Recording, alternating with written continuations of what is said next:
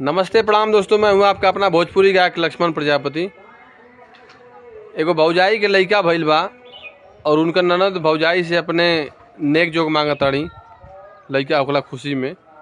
कैसे कहताड़ी गीत के माध्यम सुनी भैया कि चली ना ये भौजी कौनो बहनावा, चली ना ये भौजी कौनो बहनावा, दे दन नेग भइल बाटे ललनवा, दे दन नेग भइल बाटे ललनवा।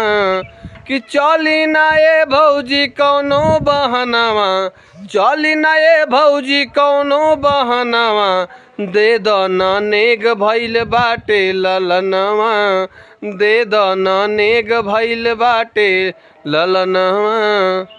तो दोस्तों कैसा लगा गीत अच्छा लगे तो आप लोग लाइक कमेंट शेयर करिए। शोहर के लिए आप लोग हमारे ज़्यादा से ज़्यादा रील को शेयर करिए, लाइक कमेंट करिए।